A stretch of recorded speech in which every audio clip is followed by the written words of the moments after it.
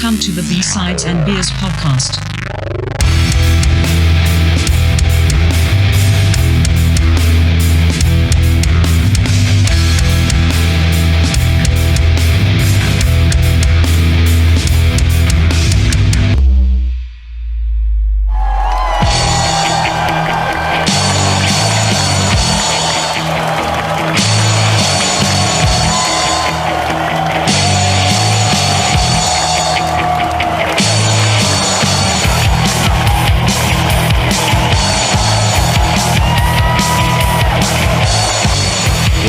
Sides and Beers, episode 32. This one is our 1 year anniversary extravaganza. Woo! That wasn't very heartfelt, guys. Come on. Fucking extravaganza. Golf club. We hope you enjoy that opening music too. We planned that. So yep. Oh yeah. Man, we hope it doesn't get flagged or taken down, but we're doing it anyway because we're breaking rules here. yeah. Right. How did you do the Halloween ones, and how did that pass? Yeah. That was a shit ton of work for what was that, an hour and a half? It probably took me 3 hours just to edit that thing and put in all the songs and It sounds all the sound awesome. effects and all. It sounds cool. Yeah. Like with the And it hasn't been flagged. yeah. No, well, yeah, the snippets that I took were, well, it was flagged on YouTube. We weren't able to use it on YouTube. Oh, So that's the only episode we can't have on YouTube, but it is on all the streaming, and yeah, it turned out killer. So it did. yeah. It's a good one. Yeah. What are we drinking? Go ahead. Go ahead, dude. Oh, all right. I finally found Darren. You can, I know you're listening to this. I finally found some Mount Begbie beer in my local store, so I got the Tall Timber Ale. Check it out. Yeah, and it's I'm assuming this is the old can. Yeah. Yeah.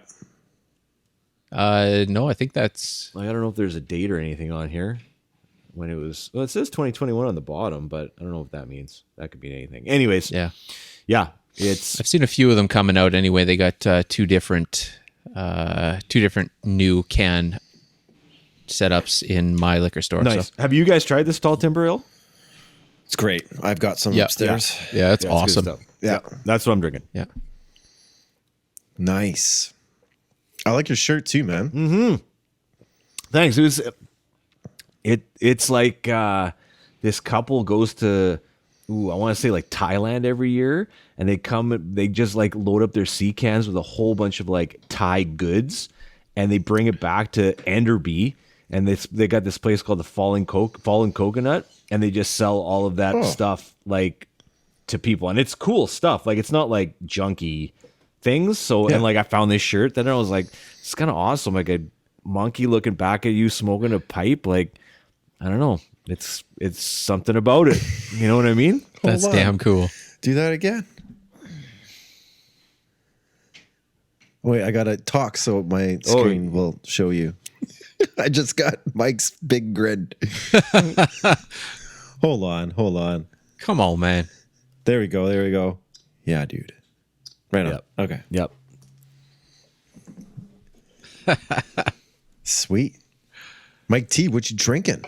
Let's go with the first Mount Begbie. Not that we're sucking up or anything, but it is pretty fucking awesome. I've got the White Knuckle WIPA, which is the White India Pale Ale.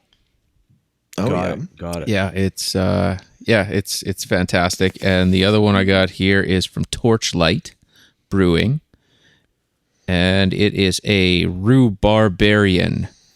It's strawberry, rhubarb, raspberry, Nordic ale. And it has a pretty kick-ass picture of this Care Bear with a bloody sword standing on a mountain of raspberries and strawberries and rhubarb and other dead bear. I gotta see that. Oh wow. It's badass. And where is Torchlight out of? I've never seen that can or that brand before. They are out of, is it Nelson? It's out of Nelson. Yeah. Right arm. Yes. And Mike, sorry, can I see the Mount Begbie can?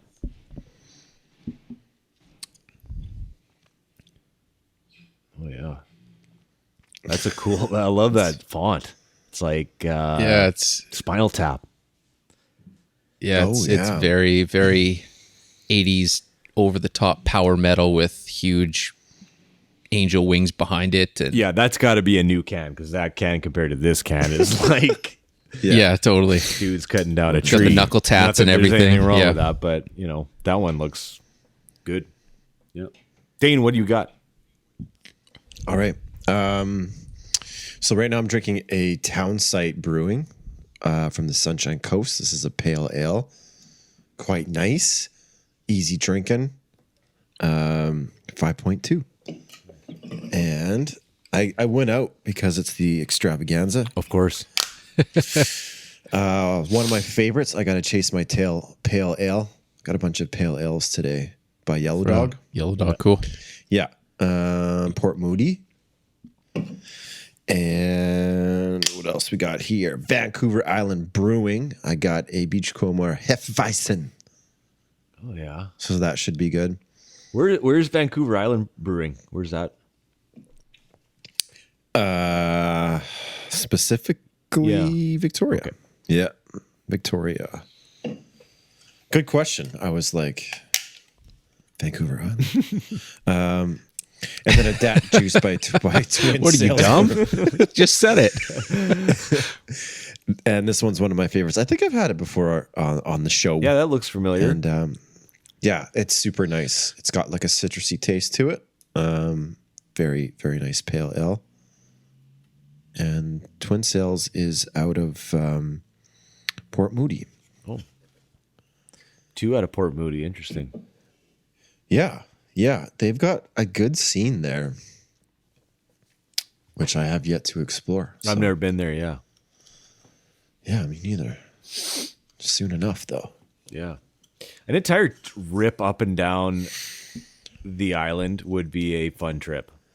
Like just to be able to do that with a bunch of guys, like that would be fun just to kind of go. There'd be so many different things to like do, but like going to breweries and going to wineries, and Oh, yeah. it'd be a fun time. Yeah, it would be awesome. Well, things are opening up, so we'll have to make something work here. Yeah. Yeah, guys. When you got some downtime, I don't know. Let's do it. Yeah. There, and especially coming up when you go north of Victoria, you hit like 19A, the old highway along the coast, and it's just like biker bar, like rest stop on the beach after biker bar after rest stop on the beach. It's super nice. I've only Yeah. gone the other way, Yeah, yeah. but I haven't been up to Courtney either. You haven't, hey? I guess if you don't have a reason to, Yeah. it's like it's not far from Parksville, but How far is that drive? it's from Parksville. I'd say about 40 minutes. Oh, that's not bad. That's good. That's like to Yeah. Vernon from here. Yeah, yeah, and that's on like the 19, just like the big highway. Yeah. You can go 120 Keep on there, her locked can't at you? 120. Yeah, keep her locked at 120. Yeah. That's insane. The only other place fucking I've ever good to had a go. 120 is the Coca-Cola. Oh, really? Yeah. Yeah, that highway's fucking dangerous as fuck. I thought like Highway 2 in Edmonton was like It is bad. infamous, Yeah. right? Like super bad. But I've hydroplaned so many times on 19. I've been caught in like the scariest of scary snowstorms, like late at night, driving from Departure Bay back to Courtney, and just like complete whiteout. And you're like, I don't even know if I'm on the road. But like, I was going to ask, there's no lights. what is the worst highway that you've had a driving experience on? And I guess maybe that answers your question. I don't know. It's between, and I've driven like a bunch, like Autobahn That's cake. That's nothing. I've been on the Autobahn in like a 1980s Panda Fiat Panda piece of shit. awesome. Yeah, doing like 110K while people are ripping by doing 300. That was cake compared to like 19. And then Highway 2, that one's. But apparently it has nothing on, what is it, the 401 in Toronto, just outside of Ontario. Yeah. That's supposed to be like Looney Tunes. I think that's just volume more than anything. Like, Yeah. and probably mixed with bad weather. But I mean, come on, we've all been on Highway 2 when it's like complete whiteout and you don't know where you are, or even Highway 1, right? Like going Calgary to Banff, and just, I've had so many bad experiences on that highway. Like, not good. Not good. Not good. You run out of windshield wiper fluid or something stupid like that, and you are effed. You got to get out and throw snow on your windshield. Oh my God. Roll down the window, stick your head out there like Ace Ventura. Yeah. Well, heading to you guys, there's that one spot just outside of is it Merritt? There's Vancouver and then Hope and then Merritt. Hope. And then there's that dead patch of nothing Coquihalla. for like an hour. Yeah. Like that's the Coquihalla. Okay. Yeah, that one's kind of trippy. Oh, that one is insane. It's shut down all the time. Yeah. And there's a sign like, make sure you got gas because there ain't nothing for 100K or whatever. I'll tell you what, though, gents, the scariest drive, bar none, that I've ever done was when we drove from here, Salmon Arm, to Whistler, BC. That was the most terrifying road I have ever been on. Like, I needed a cigarette and a blindfold going over some of that stuff, man. Like, I looked down and they were doing like blasting on the highway. So it's just like in the side of the mountain, and Nicole's driving because she wanted to drive for some reason. I let her take over, which I never really ever do. And I look over and there's like the Fraser River, like hundreds and hundreds of yards down, just like roaring. And I'm like, just losing my mind, right? And then just coming in that way. I've never driven that road, but coming into Whistler, I was like kissing the ground. Like, it was just not good. Not good. You're not talking about the Sea to Sky, are you? No, because I went on that afterwards because then we were going out to the island. But I went I went past Kamloops and then like towards Whistler. And whatever is there should not be a highway, or it is not a highway. It's just like side of the mountain, Indiana Jones driving it and holding on for dear life, right? Like, isn't it just like old logging pretty roads? Much. Yeah, there is. You see those like ramps in case like your brakes fail, and you just like go up the ramp and then figure it out after that. And then every once in a Launch you while, off. you'll get like a guy, like you said. Yeah, exactly. Guy going like 200 kilometers an hour in this like insanely fast and furious car, right? Just goes ripping past you, because that happened like 5 times. It was a frightening drive. Yeah, never again. I'll go the other way. There's nothing like one of those drives to put life in perspective, right? When you're like, this is supposed to be a fun like little vacation. I got like some time off of work and like I am very close to death here.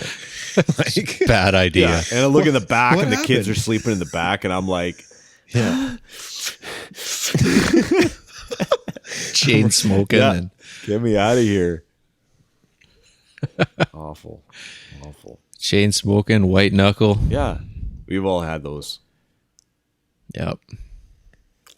yeah. So this is an extravaganza. Let's kick it off. What are we doing? Let's ramp it up a little bit. Yeah. Yeah. We're like 50 minutes in and we're just rambling. I'm rambling about roads. Where we're going, there are no roads. Like, let's talk about the weather next. Yeah. It's hot. It's fucking hot. Sun's out, guns out. Yeah.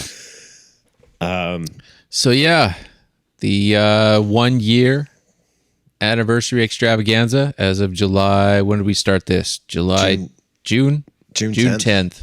Yeah, June 10th. And we've covered a lot of ground over that year, which is pretty rad. And you know what? It doesn't seem like there's any shortage. No, man. we could go forever with this damn thing. So Right. Not bad for like, did you guys honestly think we'd make it a year? Honestly. I mean, if COVID wasn't allowing us to get together, if we were like footloose and fancy free on Saturday nights. I think, I don't know, it may have brought us together because I could see like even, like Mike and I probably would have gone like between our houses and then just recorded at each other's houses, right? Like we do that like Just a sit in the Saturday night, garage, just yeah. drink, and we would be in the same area, right? But when it's that close, right? Like, why not?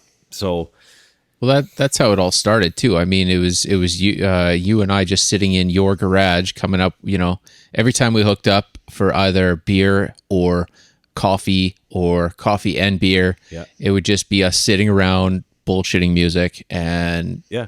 basically what we're talking now. So it's like, why don't we record this? Yeah.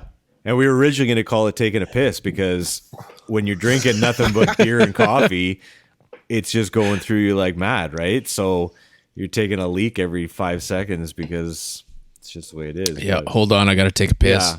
Not as nice as B-sides as beer and beers, don't get me wrong. Like it's not the same thing, but A little less classy. yeah. Yeah. Exactly. But yeah, no, it's good. Like, no, Dane, the answer to your question is no. I did not think we would make it a year. I think we'd, maybe do 10 episodes. And I didn't really think we were going to run out of ideas, but I just thought we were going to like give it a go and be like, hey, that was fun. Like, we're good. We got 5 in and whatever. Yeah. But like, I think that getting the breweries on board a little bit now and getting that rolling is exciting. And I've learned a lot from just being in those episodes and listening to those over again. So, it's good. I kind of like the way it's headed too, and I think that there's more to do. We got, like you said, we got a lot of topics to cover. No doubt. Yeah. And that's the fun part. I think it's like after every episode, you got a pretty good buzz on and whatever, you carry on with your weekend. But like when it gets released, I'm usually at work and I'll put it on and it's like having you guys in the room. And then I usually learn something, right? Someone says something like, I don't know, Prince is a hell of a fucking guitar player. I'm like, what? I didn't know that. Or what have you, whatever, we have a guest on and they talk about centrifusing fucking hops and blowing my mind about, what is it? The IBUs don't matter. Yeah. There's always something to learn, right? Yeah. That's what I dig. Make bombers, not bombs. Yeah, exactly. That's it. Yeah. Yeah. So, but it was funny how when we first came up with this concept of this episode, it was it was extremely last minute, but it's funny how, Dane, you mentioned that it's like a flashback episode of an old TV show. It's like we're doing we've run out of ideas for now, so it's like the Simpsons or fucking Golden Girls, where It's a clip show. go It's back a clip and- show. Yeah. It's a clip show. Exactly. That's right. Seinfeld did it. All the great shows did it, right? So why can't we? Yeah. Oh, yeah. Yeah. You have yeah. to have it. Yeah. Yeah. But it's just good going back and talking about it. I mean, and even going back to that Halloween episode, right? Like that's one of my favorite ones. I like that one. But Yep. there's lots of different topics that we've kind of gone all over the place with at the same time, right? Like it's gone in so many different directions, even from episode 1, right? Which, Oh, man. Yeah. I mean, we're talking about Bryan Adams and Corey Hart, two people that we don't listen to on a regular basis, right? But I think it's fair to say that. But, it was just a very interesting start to the whole thing because it allowed us to just figure out how to do some research, what was going to work and what wasn't going to work, right? Like, and then, if you go back and listen, have you guys gone back and listened to that episode? Yeah, I have. Yeah. It's good, man. I mean, it's even from the start, it just felt, when you jump into something like this, you're always like, well, I don't interview people. I don't know how to do that. Or I don't know how to, just keep a conversation going, that sort of thing. Is it going to be boring? Is it going to be, am I going to give a shit about it when we're done kind of deal? But even from the start, it just felt like a comfortable, fun thing. So, Agreed. Oh yeah, there's no work involved. Yeah. There's zero work involved. That's why.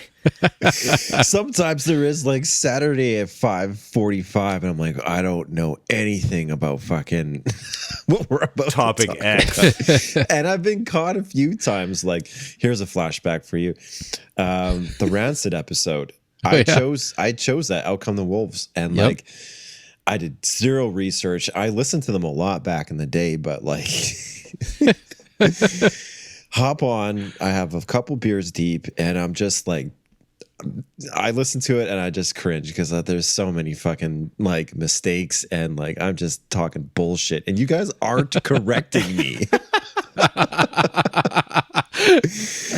I think so, like someone asked, "Why'd you pick this album?" I'm like, I don't know. It's fuck. I like this song, and it wasn't even on the album.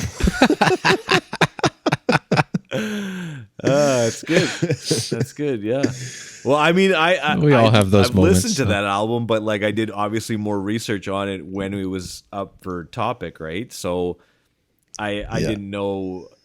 I'm bad with song titles too, right? Like I'm bad with that, like knowing what's the song name and then getting to it. But there's another episode maybe on song titles. Maybe we should do something on song. Well, that's definitely a big thing too, because I mean, you look at how we consume audio now, and how it's just on your phone, and you just download it, and once you've downloaded it, you never look at the song titles again. You never look at the cover art. I mean, you go back to vinyl, you go back to CDs. Growing up, I always knew all the song titles, most of the lyrics, who produced the album, who, just all the parts, and it comes down to that. You don't remember song titles because you never look at them. Yeah. I feel like I'm the opposite now, because I can just go. The first thing I do if I find a band I like, Wikipedia them, find out all like the shit about them. Then I go to all the Google images and just see their style, how cool they are. And maybe not like memorizing the song titles and things like that, but like I still like the, when you got the CD and you opened it up and like there's like the pictures and stuff on the inside. So I'll just sort of like do my own thing. And like the other day, I checked out Larry and his Flask. And so on Wikipedia, I hop on Wikipedia, I check out the images, and these guys look super cool. And I like that. I like being able to, figure. I check the personal section of Wikipedia to see if anyone's got like a drug problem. Yeah. And like, yeah. But I mean, we used to always do that before when it was a hard copy medium. Right. And now it's, the majority of people just don't do that anymore. Or, I used to love doing that, and now I just don't think of it, or so. And Dane, I do the exact same thing as you do. That almost exact same process I do. Yeah. So yeah, it's a whole process, but I think what you're doing in the end and what we're doing in the end is making like extended liner notes, right? Because I think back in the day, if you open up that album and you with the CD and you're like, whoa, who is this guy? What does he do? What's his story? Well, you don't know, and you don't get to know until you see that guy either in concert or on Much Music or whatever, right? Because there's like a little bit of like mystery behind it. And then you found out later, like, I think about like Maynard, right? I think about Maynard when I was growing up, and I was like, I don't even know really what he looks like. Like, I'm not 100% sure, because like I'd see a picture of him in a magazine, and then I see him again like maybe 6 months later, and I'm like, that's the same guy? Like, he's got a mohawk in one, he's got long hair in another, he's got a shaved head, he's painted in another one, and I'm like, it was kind of cool, right? But now if you want to find a picture of Maynard, you just go on and it's 2 seconds and it's over, right? So I guess I like that side of it because I got the inquisitive side too. I want to know who died of drugs or took over or whatever, right? That kind of stuff. But I do like the anonymity at the same time, right? Like I can just be like, I don't really know much about this band, but they're cool. I don't know what it is, So it kind of goes both ways. So I like, yeah. But like going back to what you said, Mike T, about, like knowing the names. Like I never really knew the names, but the ones that I did, like Nevermind, for example, like I knew all the names, of course. And you were proud of that. And that was like almost like a badge of honor, right? Mm-hmm. You talk to your friends, and if they knew that song, then they were cool. Yeah. And, obviously your parents had no idea what you were talking about. And it was just sort of that like dialogue or culture or something that you were immersed in. And if you had the privilege to learn more about it, then that was great. But yeah, it was difficult. Like you had to like find that shit. You had to like be up late at night with the tape ready to record like Power 30. Yep. Yeah. And like you'd have your whole VHS tape full of White Zombie, and then your dad would tape over it with Golf or something and be like, fuck. Yeah, do it all over again. Did you guys ever record something on VHS and then record that onto audio cassette? Oh God, no. No. So fucking lo-fi shit. If you couldn't find it anywhere else though, right? Like if I taped it off a TV and then record it, like put the mic up to the like TV speaker, and then like I remember doing like Stone Temple Pilots Unplugged. I couldn't find it anywhere on CD. I couldn't find it anywhere on tape. So I recorded it off of Much Music, and I just stood there with the microphone for like an hour and a half and just taped it. And the quality was awful. It was awful, right? But it was an audio recording of that concert, and I wanted it. So I was like, how else am I going to get it? You had it. Yeah, I had it, right? Yeah. So yeah. I think the closest to that I ever got was you would always record the VHS of Much Music or whatever live show you could, and the music videos that you wanted to see, because you didn't want to wait till 4, 5, 6 o'clock the next day before they played it again or that sort of thing. But quite often from radio stations, when they had what was the Bear, and they would have these album release deals where they play it front to back. Oh yeah, with commercials and stuff. But I mean, I would always dupe that, and I mean that's how I got a lot of the albums that I had right off the bat, when you couldn't afford to buy a CD or you couldn't afford to buy it on cassette. Exactly. I remember when GNR, what was the name of that second? Use Your Illusions came out. Mm-hmm. And fucking November Rain came on the radio, and I was like, okay, the first part of the song is okay, but the second part fucking rocks. and then like the song's like 9 minutes long, so they played the first part and then like fade out. All right, let's listen to like whatever else. Yeah. And you're like, no, where's the rest of it? There's still more song. The radio edit. Oh, how can you cut that off at that the part? Worst. Yeah, the worst. Slash is on his fourth guitar solo. Yeah, walking out of the church, man. He's going to the field. He's not even plugged in, man. How does he do that? Never. It's such and then a dope standing solo. up on the mountain, shredding, and Axel's jumping off a boat, and you're like, what's going on? Did Axel do it? That's the question, though. Did Axel do it? Nobody knows the ending to that, right? Like, I think he did. I think he did too. They showed him walking to the gun store. Yeah, and then it's like the afterlife kind of. Yeah, isn't he like in a grave looking up or something? That video. He's like in the rain, and he's got those like circular glasses on, and the dude from Blind Melon is there for no reason. And you're like, this is awesome. There's a helicopter. Right. And then he's jumping off a tanker, and you're like, I'm so confused, but what is happening? GNR rocks. That's how it starts. No, I never dubbed off a dub though. I don't when you're think desperate, so. you got to dub off a dub. Gotcha. You do what you got to do. But I mean, I didn't do that a lot, but there's a couple songs where I'm like, I can't find this song anywhere. I remember doing like Soul to Squeeze, Red Hot Chili Peppers. I couldn't find that song anywhere because it wasn't on a regular album, right? But I was like, I love that song. It's a good song. So I Right.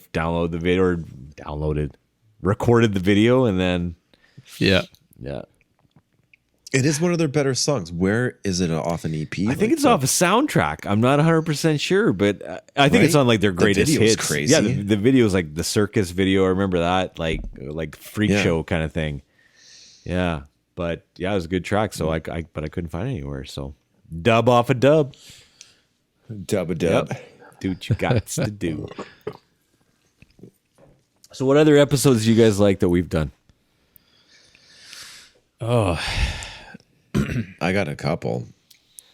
I've enjoyed all of them, and a lot of them I've come into. Well, there was a few of them. When you look at Faith No More, Angel Dust, and how I had not put any time into it, and by the time we were done with that episode, I was hooked on that album. You know, it brought a lot of things to light for me that I never thought of doing before, or pursuing before, and then you find that you learn something about it, and then you just want to.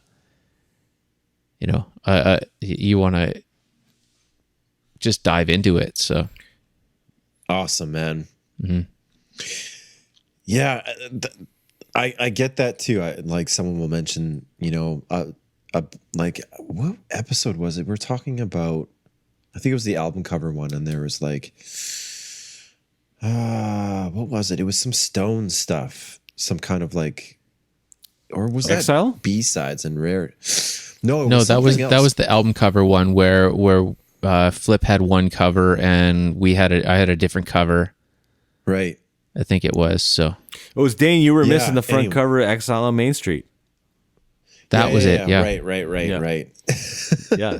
But it was like we were talking about other stuff too, and there were some like releases that I had never even heard of from the Stones that I checked out, which was really fun.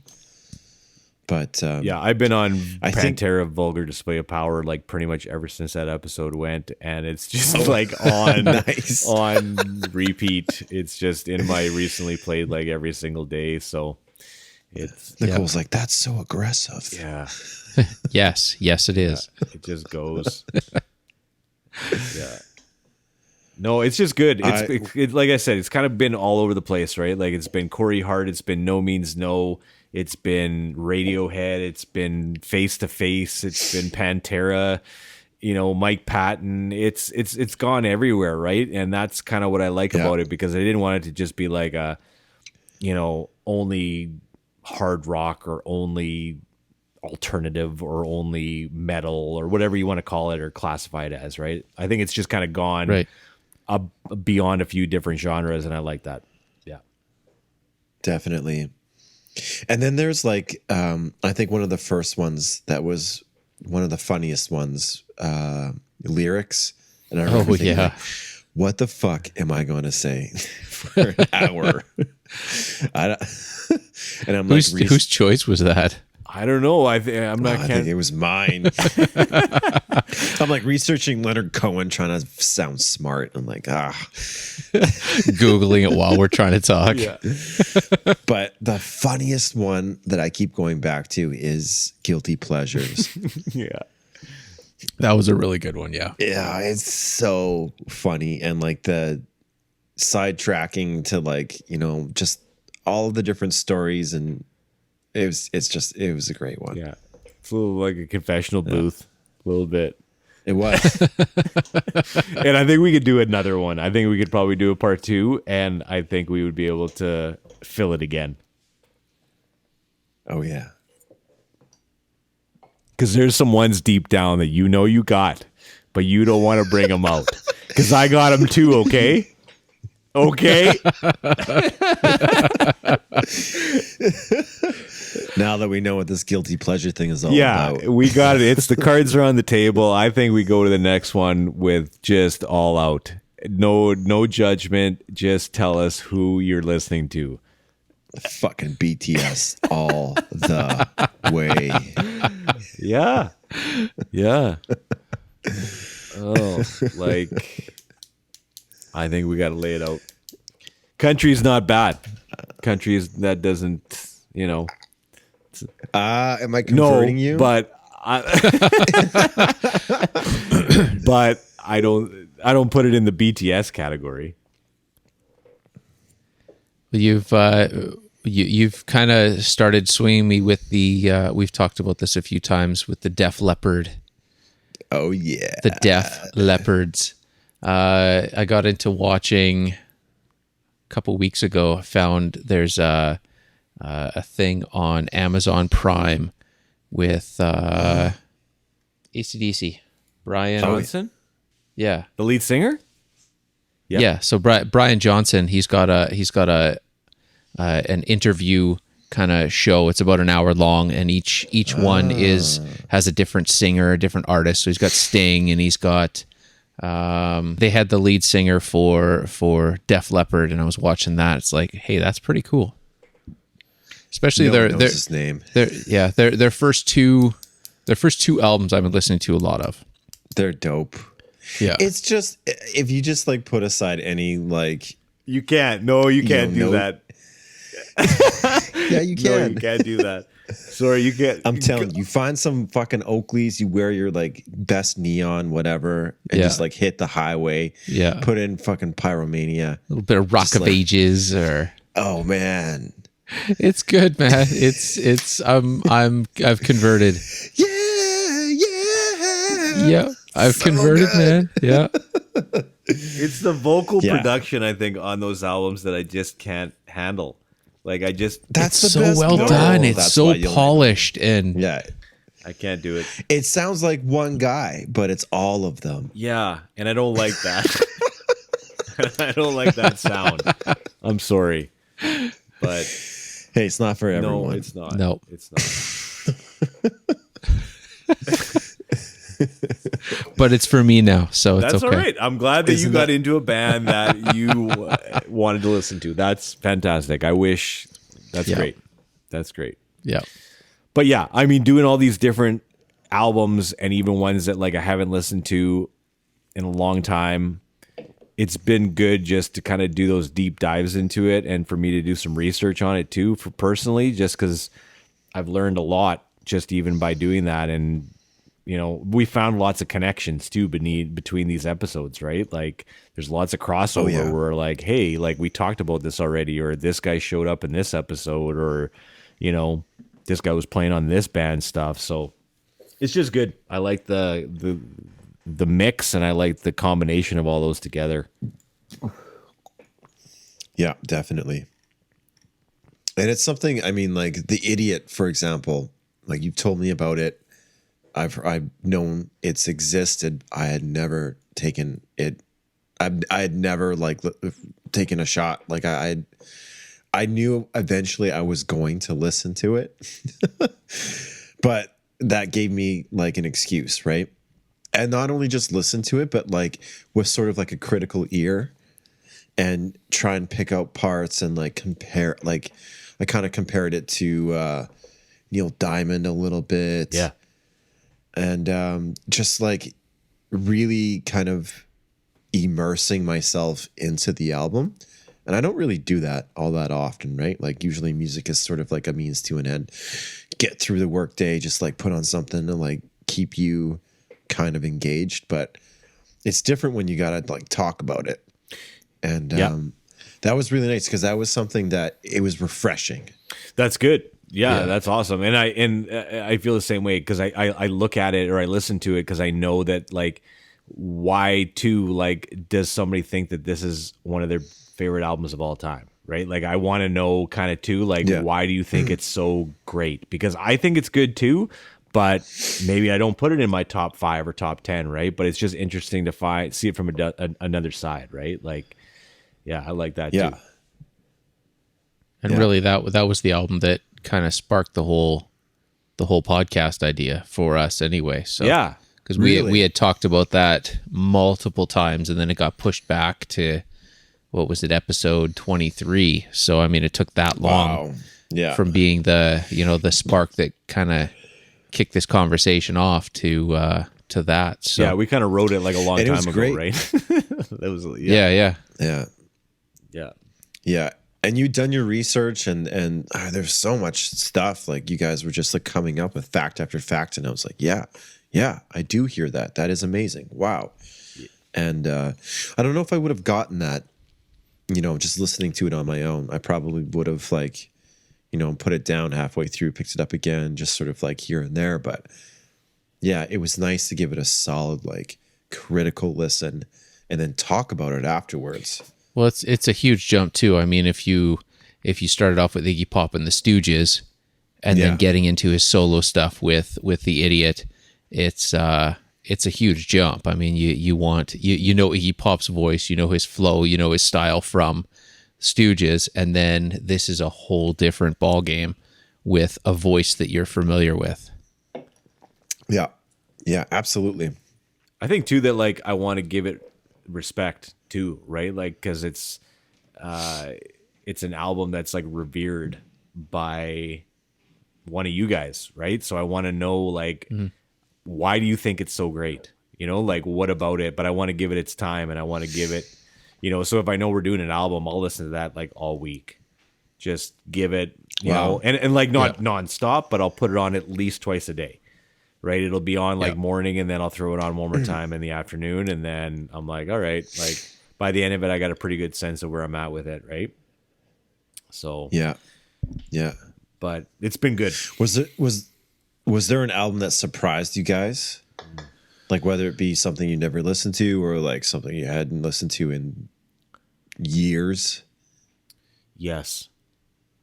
And I'm just going back to find out which one it was. Oh, it was Deftones Adrenaline for me. I went back to that, and I was like, it's been a long time, and going back to that, it was kind of like coming back home a little bit, and then I forgot a lot about it, right? And then, but just getting back into it again, it was great. So yeah, thanks. That was Mike. That was your pick, yeah? Yes, it was. Yep. Yeah, good one. That's one of the ones that surprised me for sure. Yeah, I keep going back to the Faith No More one. That totally changed a lot because, like Flip was saying there, I mean, when there's an album that I haven't dug into in forever, and then one of us comes up with, oh, let's do this one. So then, I'll listen to it at work, walking around for my 4 hours, whatever a day, and I'll listen to it 3 times a day kind of deal. Right. Or whatever I can fit in my time just to soak it all in, so... And the most research, bar none, out of all these episodes that I ever had to do was for the Mike Patton episode. Like, Dane sent me a text right before that episode, right before we started recording it, and he was like, it feels like I'm just about ready to write a test. And I was like, that's exactly what it feels like, man. It's like, I'm crammed. In the hallway, just cramming, like, my brain hurts. Yeah. I had so many bands and so many. What's that Italian opera shit that he did? Yeah, I just had so many projects and bands in my mind. I was like, I gotta get these all out and somehow. Like, I don't know how I gotta do it, but it just was a ton of research. It was one of the more fun ones that I did though for research, but just a ton. Yeah, just loaded. It's crazy. Yeah. Oh man, for me, Super Unknown. That one it was like not only stepping back in time, but like stepping back in time through a new lens. Yeah. It was just like with everything that band has gone through, and like I have gone through, not like they're, in. What am I trying to say here? It was an interesting, if I could jump in on that, Dane, it was an interesting look at it in your 40s. Yeah. Right? Like, because we all knew that album in our teens, and we thought it was cool. And then when we came back to it again, and we were talking about that in the episode, that it hits totally different now, right? It hits totally different for all of us, and still in a good way, like maybe still in a painful way, but still in a good way where you still connect with it, right? It's still an album that you're like, this is why this album, I loved that album when I was 14, because it's still good and it's still solid front to back, right? And lyrically it's unbelievable and musically it's fantastic. It's a masterpiece. It's the only way to really say it. And I think now viewing it in our 40s, it's a totally different album for us. Yeah. And again, like, thanks, guys for giving me that opportunity to like have that critical year and listen to something that, you know, I dug back in the day, but now you can sort of put it in that canon because you have that experience. Your ears have been around the block a few times and you're like, wow. I mean, it still holds up. And like, yeah, for me, Super Unknown was like it really sort of surprised me when I listened to that album again. It's a fun thing too when you start getting guests in, because that was the choice of Ryan Summerfield, and you know, it's kind of cool when you can have a guest on and say, okay, what album can you pick, one album that, you know, influenced it changed your entire path as a musician, kind of a deal. And that was the biggest choice that he kind of threw out there. So, and just seeing another perspective from outside of our group, right, which was pretty cool. And you know, I think the guest ones have been the most fun for me. When you look at cover art with Trevor Stickle, so fun. That was a blast. That was a lot of fun. I learned a lot of stuff, and you know, it's just cool when you can get together with someone you've either never spoke to other than, you know, on the internet with you know, just IG chats or that sort of thing, or people like Trevor that I knew a lifetime ago and I hadn't talked to him in whatever 15 years, 20 years kind of deal. So nice. And then all of a sudden, you know, you're back at it, and it's once again for some of these, like with that, it's almost like you didn't miss a day. Like the conversation just picks up, and it's cool that way. So yeah, those are great. Those are great, and I definitely enjoy those. And like you said before too, Mike, like I didn't know how to, you know, I still don't know anything about interviewing people, but I have a better idea of how to kind of, you know, frame some questions so it's not repetitive or, you know, the same questions kind of thing, right? Like it's just it's been good, but having that topic too, I like that, and just be able to just banter about that with whoever that is. I like that. Yeah. I wish I kind of had that. Like if you met somebody in the bar, you know, like let's talk about Super Unknown. Oh, great. We got something to talk about. Boom. Here we go. Yep. You know, make things easier. Yeah. But yeah, no, it's good. And I like the brewery ones too, because I just like learning all about that stuff and promoting those brands too. Because you know, it's not like we're pushing Budweiser on this show or anything like that. So it's just nice to kind of have that angle of how it's just kind of turned into this BC craft beer promotion thing too. I like that as well. It's funny. I put out a story on Monday or Tuesday, and I tagged Il Sauvage, Begbie, Bones Brewery. Yep. West Coast Brewery. I think it was just called Bones. Yeah. Okay. And someone else anyway. And then Il Sauvage hit us back, and they're like, "What about Corona?" Because like the episode Uncle Dave, had Dave on it. Yeah. And he was drinking a Coroni. And I was like, yeah, well, we like to show a little love for the local boys. And you know, and they got back to us again, and they're like, I don't even know the name of the company. It's like ABV something. It's like, yeah, I guess they don't really need help or something like that. But it's nice to like, you know, you put something out there, and like these craft breweries will come back. They'll talk to you. They'll engage with you. It's like we're kind of part of the community a little bit. Like we're trying to get in there, definitely. Yeah, it's fun. Yeah. It's good. So and especially with like, I mean, Cranog was a really interesting one for me. That one blew my mind. That was like, I had not heard of the Backhand of God, and yeah, I can't wait. I still haven't tried one. I can't wait to try one. But it's so good, man. Yeah, and Brian was Brian McIsaac, he was unreal, man, and just straight up.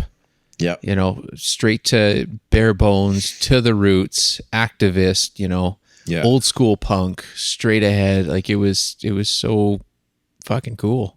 And we just scratched the surface with that guy. I mean, like, I would love to see his farm and like his operation, how it goes down. It's funny you guys are talking about that because I drove past Sorrento today, and my wife Nicole's like, "Well, where is Cranog?" And I'm like, "I have no idea. I know it's in Sorrento, but I don't know." So she looks it up on Google Maps, and we go past it, and there's no sign. She's like, "Well, how come there's no sign?"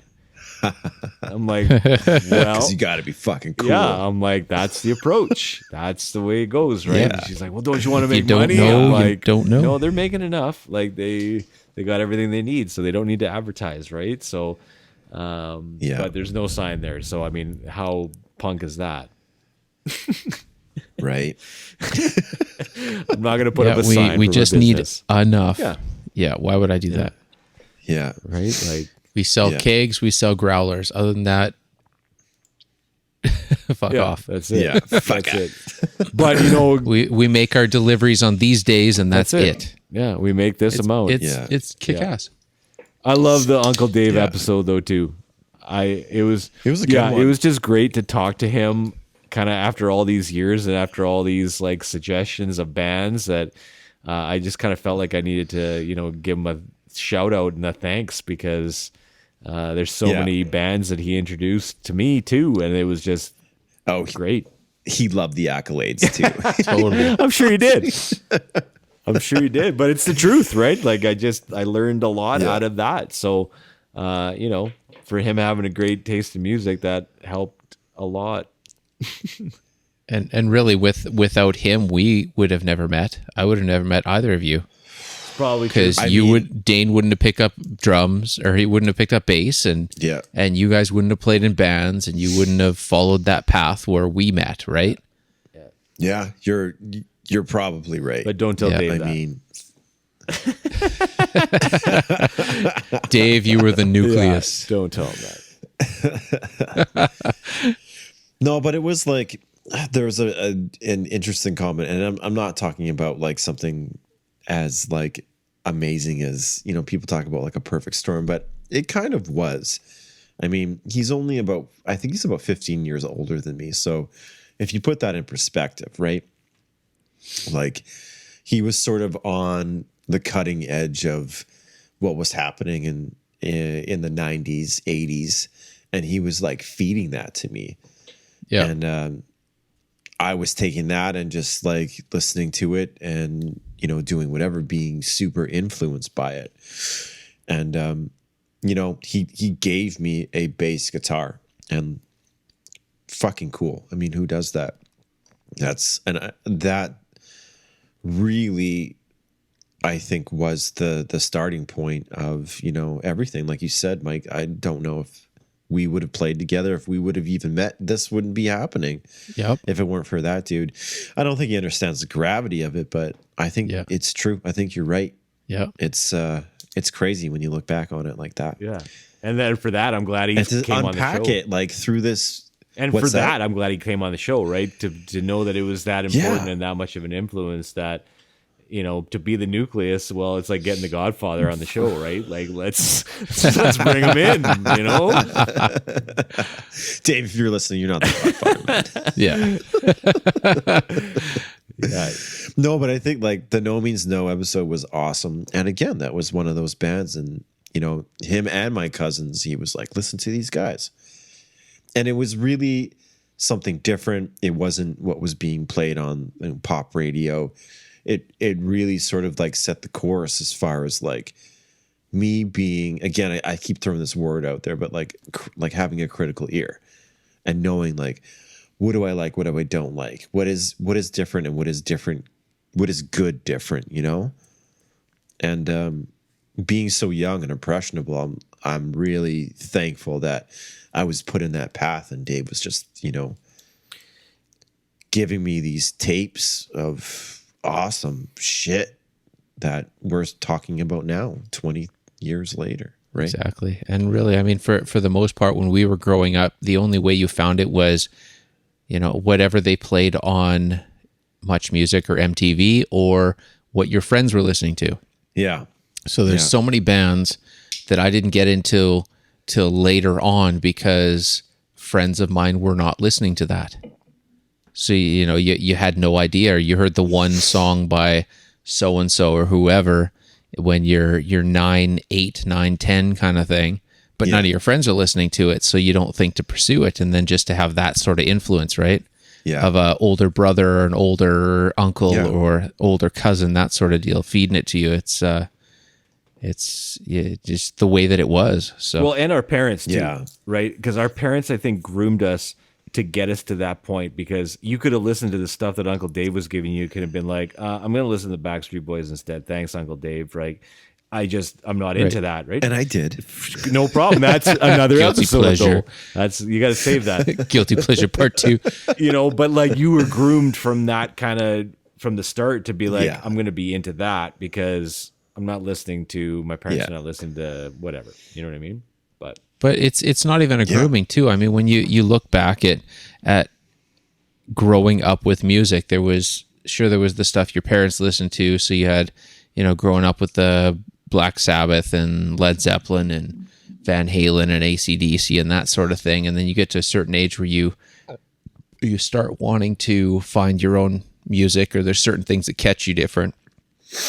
And for me, it was, you know, rap and hip hop in the, you know, from around 80, I think 87, 88. So I would have been like 7 or 8 years old, and seeing, you know, these rap videos on Much Music or MTV, and, you know, diving deep into that because I thought that was so great, and it was what I needed. And then fast forward, you know, to 91, 92 kind of thing, where I just wanted to start playing guitar because something triggered that in me, right? So I mean, it's partially what they do, but partially what you find, and then there's about a flip flopping or whatever. But it sets you up though. It's for interesting that how next people level, find. right? Like it just feels. Oh, like, definitely. Yeah, because if they're listening to, I don't even know, like a 60s or 70s, like, you know, pop group that would get you into something different like that. You know what I mean? Like, or even country, right? Like, Hey, we're the monkeys. yeah, like something like that, right? I don't know. Hey, Hendrix opened for them, so Right. That would have been awesome. But no, I mean, the biggest thing for me with that musical path, I always go back to "Song Remains the Same," Led Zeppelin, Right. because I remember my pops watching that. He had it on Beta Max. Whoa. Nice. Yeah, so just snippets of that growing up, right? I mean, these are flashbacks that still sit with me today. So That album's hanging in my bathroom on Yeah. the main floor. I got it framed in my bathroom. yep, yeah. Yeah. Oh, I mean, all of our parents. Yeah. And I think that's like you're sort of set on that course, and it's different for other people as well. I mean, you can take a look at it like from a geographical perspective, from a cultural perspective, and whatever. But like, I just about said Def Leppard is in our DNA. I guess it kind of is. I mean, when Edit this out. growing up in the 80s and it being on Much Music, Right. when you look back and when Much Music and MTV first started, there was 20 songs, Yeah, not a lot and to choose from. and Def Leppard was one of the 20 songs that got on mass rotation. But the majority of those songs were in that from medium. Rod Stewart. So, Oh, you know, And Devo and but I mean, saying Def Leppard, I mean it's there when it was one of the 15 or 20 songs that played on heavy rotation. It can't not be in your DNA. Yeah. And we'll see if I pass that on to Otto. I don't know. Well, I might play some Def Leppard for him, but there's a bunch of other stuff that I want him to listen to.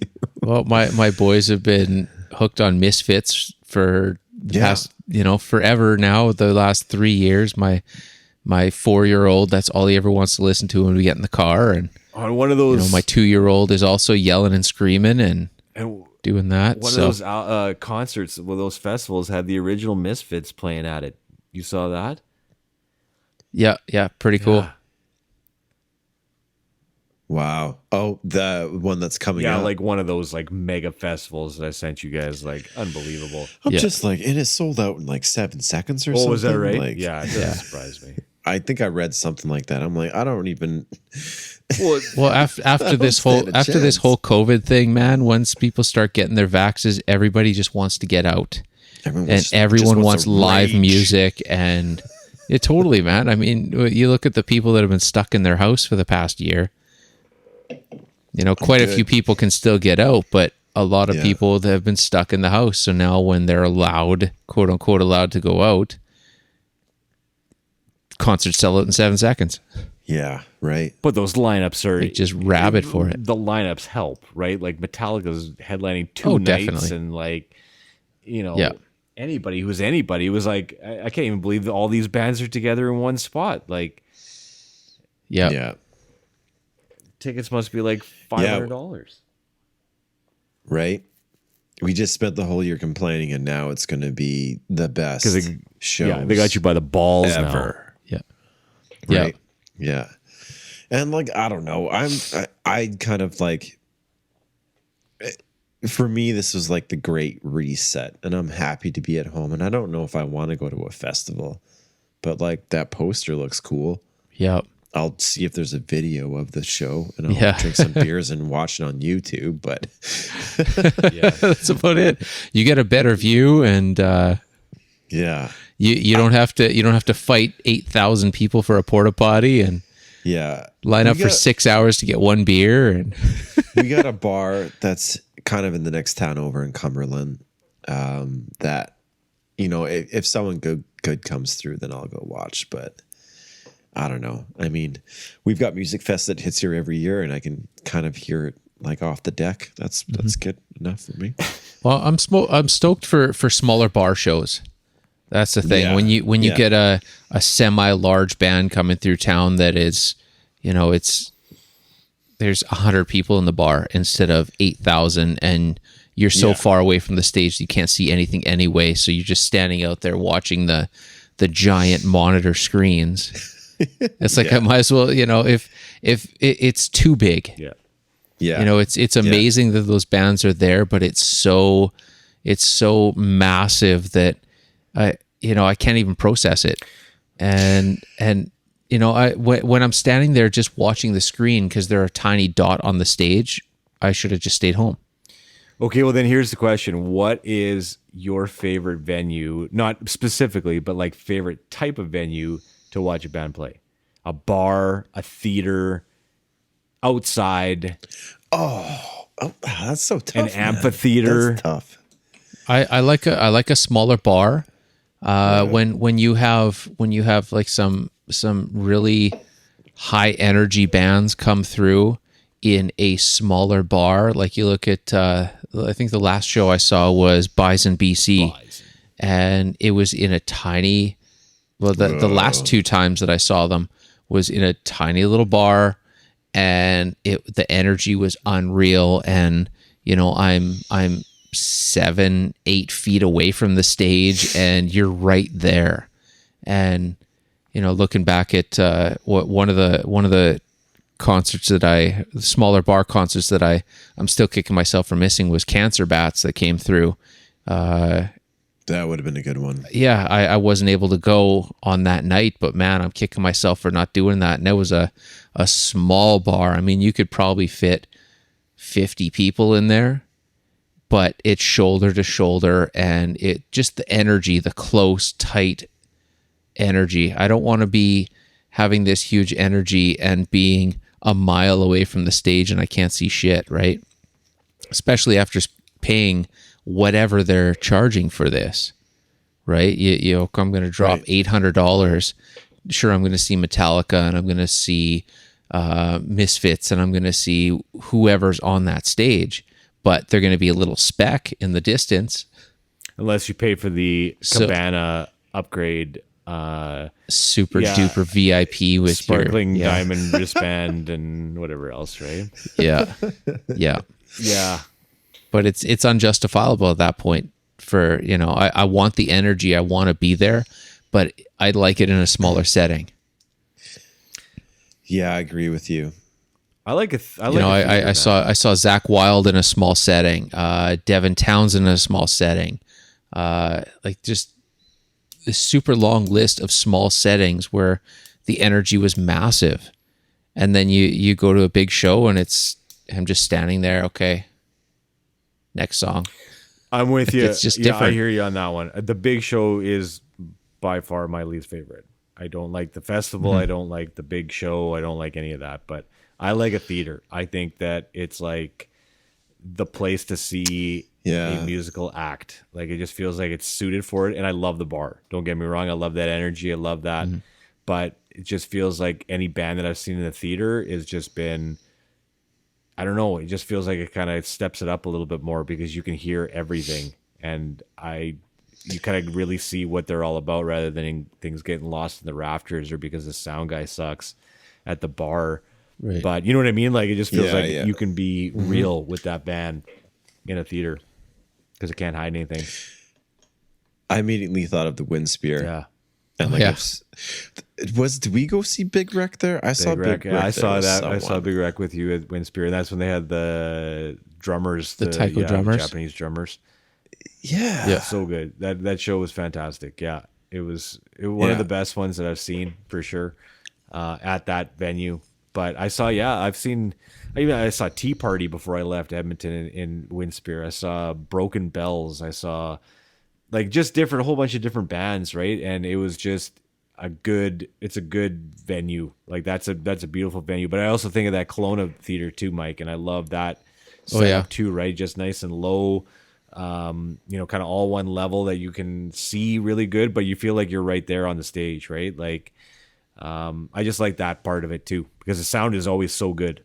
I've never been to a theater show. Well, the only trouble with that is just the energy is usually very subdued. I mean, everyone's sitting. Totally, yeah. And if you have Everyone's sitting. Cut the fucking concentration with a knife. Oh, Everyone man, is it's like either dialed in, right? Well, it's either that or you start falling asleep by the 10th song because you're sitting on your ass the whole time and everybody else around you is doing the same. you got the 40-something lady until at the front who's trying to grind up on the security guard, and then he's like, I really should be telling you to sit down, but I can't tell you to sit down because you're grinding up against me.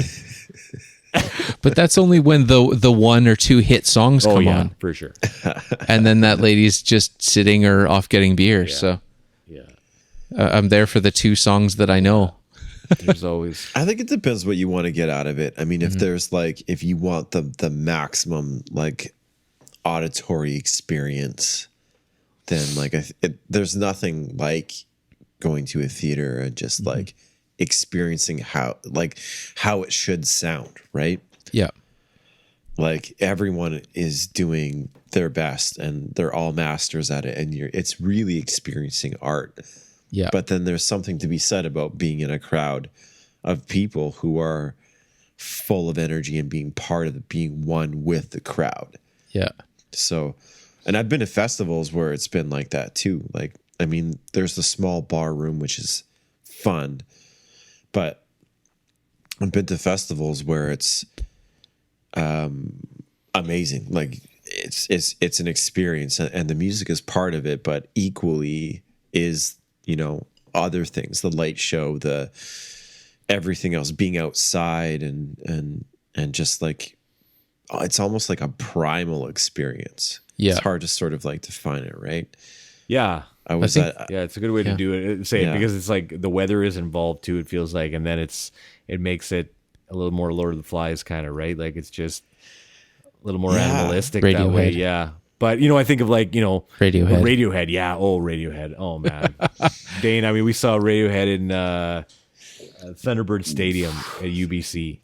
And 2008, and they just fantastic, unbelievable. And right when they were saying like the rain down on me, like the skies open up and the raindrops, the raindrops, and it's just torrential rain. It was just like helping up. It was like they pre-planned it or something. Like it was so perfect. Wow, just great. Yeah, and like,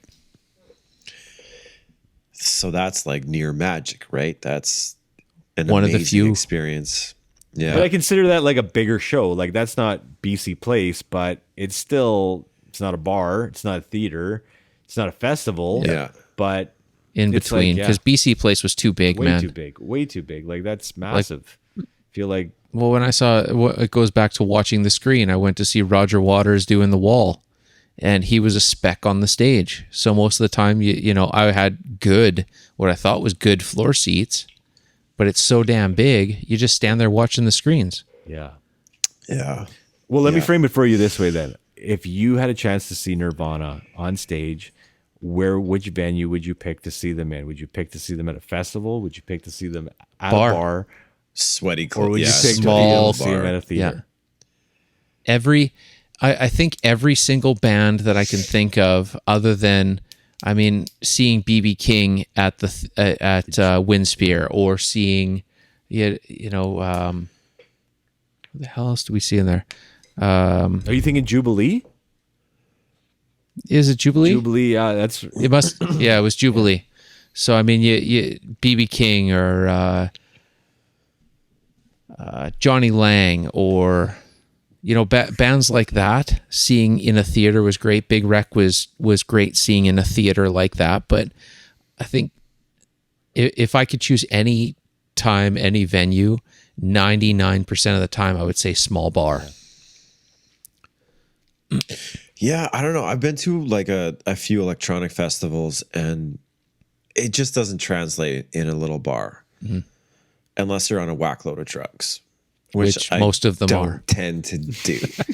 So like, I think like when you look at like an electronic festival, when you go to like something like, I've seen The Prodigy twice. I'm just dating myself here, Wicked. but like when you have the whole crowd like dialed in, and someone's like in the middle and they're just like breaking flares, and there's Yeah. a red fucking fire going, and everyone's like running around it, and you're like, what is going on? Yeah.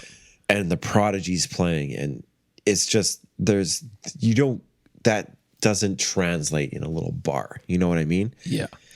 It just doesn't.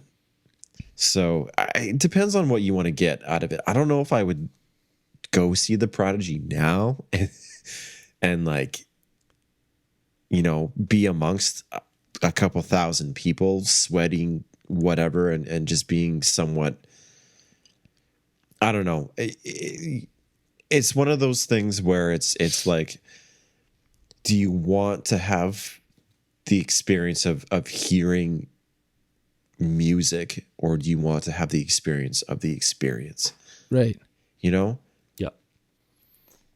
That's what's different for me. And I haven't been to a big show in a very long time, but I think I would go to, like, if we got a pub called the Waverly up in Cumberland, and you know, some cool people have gone through there, so I would go to a show at the Waverly again, most definitely, and just have that intimate experience. And you know, you don't know if the sound's going to be good or bad, or if the people inside of the building are cool or not. Yeah. How you're going to get home, That's usually it, yeah. right? I've only been to one that's electronic fun. show in my life. That's it. But I wasn't outside. But Oh, but I understand that, like, all the people together in kind of one unison in a bigger setting too, right? Like, it's Yeah. that as well. But and I only experienced it at that electronic show, right? Like, that's the only time Right. I ever felt it in that bigger venue. Yeah. Mm-hmm. Yeah. yeah. Yeah, it's depends on what you're looking for. And then there's, like, you know, you go to a tap house, and like they got a little PA, and someone brings an acoustic guitar. And I used to work at a tap house here in town, and you know, people would come in and they would surprise the fuck out of you.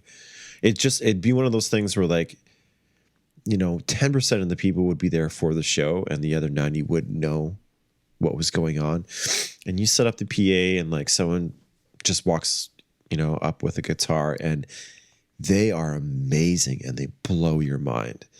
And it's not a tight, packed, like sweaty show when you're there to like experience something, but you're just like completely taken off guard, and like, wow, like someone who like obviously comes to this bar and is like in my community is absolutely talented and amazing, right? And there's that. Have you had it the other way So too? like oh yeah. So like You live in my town and you suck. yeah, and that happens a lot, right? So I mean, you have open mics and they're great. Open mics are open mics, and you never know what you're going to get. Yeah, it's like karaoke You night. know, yeah, it's really. But sometimes you have people come in and you're like, Wow, yeah. wow, like that is amazing. So that's something I think different, where it's like, it's not like a build act. It's someone who just came off the street and they're just like either starting their career or this is just what they do. They just like to fucking like strum the guitar and sing on a Sunday night. It depends on the band. I think that's in the end. Yeah. I think that it depends on the group and it depends on the vibe and everything else, right? Like I think of some bands that I've seen in a theater that wouldn't translate to a bar and vice versa, right? Like just wouldn't. Well, have- just like Royal Blood. yeah. When you saw Royal Blood in the smaller venue, and they were magic. Yeah.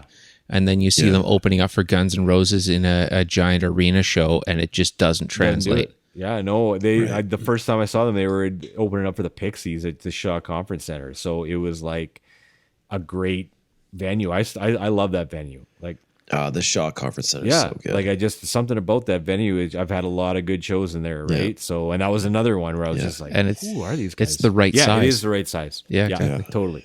So, And even the way you enter the place, you go down like the escalator. yeah, it's a little bit like of a hype. it's like bringing you down into the Yeah, and all the mirrors and everything around you, and yeah. all the fountains and stuff. Yeah, lots of good shows in that place. But that was another one. Yeah, Royal Blood, great, but not good in a big venue. Yeah, not at all. Huh. Yeah.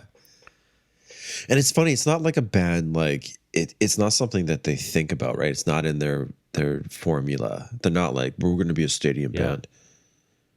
Or is it? I don't know. I think mean, like, U2. do you think? U2 is not going to play Yeah. those venues, right? They're going to have a giant lemon and a big arch. But they could, though. They could. could. I That's mean, how they would you look reinvent at themselves. Guns N' Roses when they first started. Yeah. When they're playing tiny stages to 50 people, but they're still playing it like they're at an arena. Yeah. There's bands like that there people there still could be go. 10 people out there, and you're still yelling at the back and putting on a show like there's 5,000. I think for U2 though, it's like, do I make like 50 million or do I make like 500 million off of this tour? You know what I mean? Like, Yeah. Well, they got their money. I mean, now's the time to like explore their creative endeavors, right? Yeah. I would think. You and I would think. Yep. I mean, I don't fucking know about. I mean, I'm sure they could charge whatever they wanted in a small club and people would pay. And going to that too, I'm surprised that, and we've talked about this before too, but that more bands did not capitalize on playing online shows and concerts during this pandemic. Like, it feels like I would have tuned in. I would have paid $10, $15 to watch your. Dude, there was so much Right? though. There was so much that I was sending you some stuff. There was a concert series called Stay at Home Yeah. that was done by, I think, metalinjection.com. There was that. There was 2 Minutes to Late Night with Arsenio Hall. And the videos, they were putting one out every week or every 2 weeks, and you would have guys from Mastodon, you'd have guys from like all these giant bands doing these collaborations on cover songs. Cool. Send me cool, links, but man. like Oh, I it's want unreal. like a show. Like, This, well, you know what I mean? Like, You know what, man? Okay. I think I understand why the reason why, in my opinion, is because if, say, for example, your fucking internet goes out, say, for example, like it's like for whatever reason, something's off time because of some technological thing that you didn't foresee before playing the show. Like these guys want to step on the stage, do what they do. They don't want to fuck around with like, you know, bandwidth. And I think that's why they don't do it, because like if something goes wrong, then like all that money goes back. It's a lot. I think there's a lot that needs to be thought through as far as doing like an online show. The ones that I saw, it was available for like streaming like 2 days afterwards, right? So like if something happened, so production's you could done, still go like, back and do it, right? But like I happened to, my internet was fine for the shows that I did watch, but like it was fun to at least see somebody and see a band live, or what I thought was maybe live, right? Like they were in the theater or whatever playing it, but it feels like it could have been capitalized on. You two playing here's $50, like we're playing this show on our stage in Ireland. I don't know, fucking Bono's backyard. Like, here you go, $50 a stream. Yeah, like NoFX did that actually. They did. That was that was so good. And it was fun. so did Mr. Bungle though. Mike's too. backyard. Yeah. You know, like there's lots that did do it. It just feels like it could have been capitalized more by bigger bands, Right. you know? Mm-hmm. Yeah. Sure. Yeah. But maybe there's some I kind mean, of good agreement, question. some kind of legal thing I don't even know about, right? Like, Oh, well, there you go. So what is your means to like, I mean, YouTube, obviously, or whatever streaming platform, it could be a contractual thing where you have like a contract with BMI or whatever record company, and they're like, nope, you can't put your shit on YouTube. Yeah. Well, a lot of it was done directly from their websites. So you would sign on to their specific website or the website of whatever theater they were playing at or whatever venue they were playing at, and you could buy tickets through that too. So Yeah. which was pretty cool how they did. You know, they took this, how everything was, you know, kind of brought down to, you know, an opportunity to bring it out, which was really cool. Yeah. So Yeah. Well, we'll never know. No. I got a question for you guys. I'm gonna switch directions here. give her. Are you I'm ready. ready? y'all ready for this?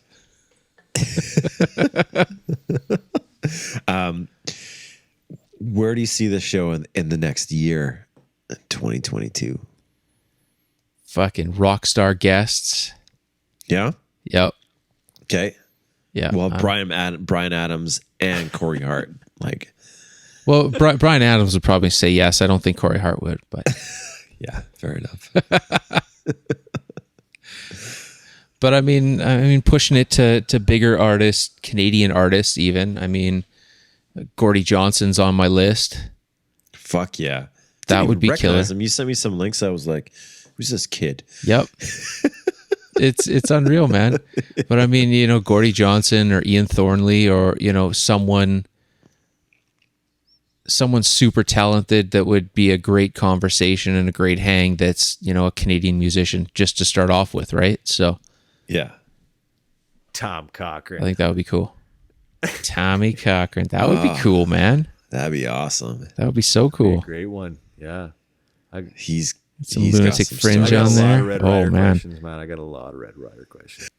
I think we're going to get a little bit deeper into the brewery side. I think we're going to have a little bit more of a presence there in a year's time. I think it's going to be, you know, I hope at least too that it's, you know, kind of connected a little bit, so that Crannog Ales knows that, you know, we're on this with Mount Begbie and they know each other, and, you know, we're promoting them here. And I just like that kind of connection and making those, you know, kind of making inroads with different breweries. And I like that, the direction that that's heading. So I hope that it's kind of goes there and goes a little bit further, because, you know, we're not really looking for anything, right? Like we just kind of want to get those names out. We want to drink some good beer. That's basically what we want to do, right? So, but we also want to learn, and we want to find out more about these brands, and we want to find out more about the process. So, you know, And everybody does something a little different, man. And every time that we have someone on, we learn something. So yeah, exactly. So I'm hoping it kind of goes a little bit deeper into that. But yeah, some more Canadian artists that'd be